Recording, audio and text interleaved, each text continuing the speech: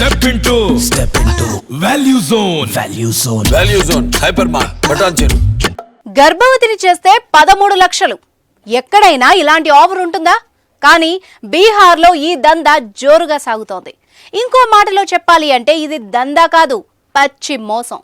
కుర్రాళ్లను దోచుకోవడానికి ఓ సైబర్ ముఠా పెద్ద స్కెచ్ వేసింది. 799 రూపాయలు చెల్లించి రిజిస్ట్రేషన్ చేసుకుంటే పిల్లలు లేని కొందరు మహిళల ఫోటోల్ని పంపుతామని చెప్పారు. వారిలో ఎవరో ఒకరిని సెలెక్ట్ చేసుకుంటే వాళ్లతో కాపురం చేసి గర్భవతిని చేయాలని ఆశపెట్టారు. దీంతో బీహార్లోని యువత ఈ స్కామర్ల చేతికి చిక్కారు. లక్షలాది మంది రిజిస్ట్రేషన్ చేసుకున్నారు. ఈ స్కామ్ కు ఆల్ ఇండియా ప్రెగ్నెంట్ జాబ్ అని కూడా పేరు పెట్టారు. అంతేకాదు ఇది బేబీ బర్త్ సర్వీస్ అంటూ సోషల్ మీడియాలోనే వివిధ ప్లాట్ఫామ్లలో ప్రచారం చేశారు. ఎవరైతే ఇంట్లో తమ పార్ట్నర్తో గర్భం దాల్చలేకపోతున్నారో ఆ మహిళలంతా తమ కస్టమర్లని చెప్పారు. ఆ మహిళలతోనే యువకులు కాపురం చేయాలని, అలా గర్భవతిని చేస్తే ఏకంగా 13 లక్షల రూపాయల ప్రైజ్ మనీ ఇస్తామని ప్రచారం కూడా చేశారు. దీంతో యూత్ ఈ ముఠా ఇచ్చిన లింకుకు బోలెడని డబ్బులు చెల్లించారు.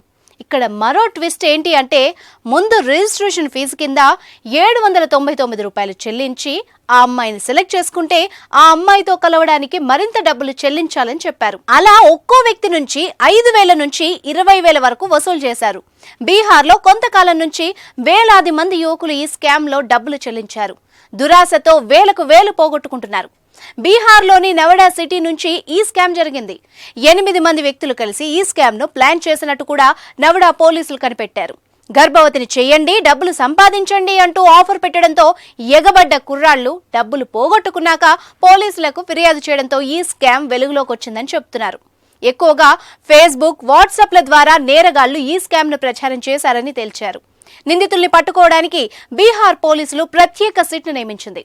అనేక చోట్ల దాడులు చేసిన సిట్ మున్నా కుమార్ అనే వ్యక్తి ఈ స్కామ్ కు మాస్టర్ మైండ్ అని తేల్చింది. ప్రధాన నిందితుడు మున్నా కుమార్ పరారీలో ఉన్నాడని డీఎస్పీ కళ్యాణానంద్ చెప్తున్నారు. మిగతా నిందితుల్ని పోలీసులు అదుపులోకి తీసుకున్నారు. వాళ్ళ దగ్గర నుంచి 9 స్మార్ట్ ఫోన్లు, ఒక ప్రింటర్ ను స్వాధీనం చేసుకున్నారు. అంతేకాదు ఈ కేసులో దొరికిన నిందితులంతా గతంలో అనేక సైబర్ క్రైమ్ మోసాలకు పాల్పడ్డారని తేల్చారు. బేబీ బర్త్ సర్వీస్ స్కామ్ లో మరికొన్ని అరెస్టులు కూడా చేస్తామని చెప్పుకొస్తున్నారు.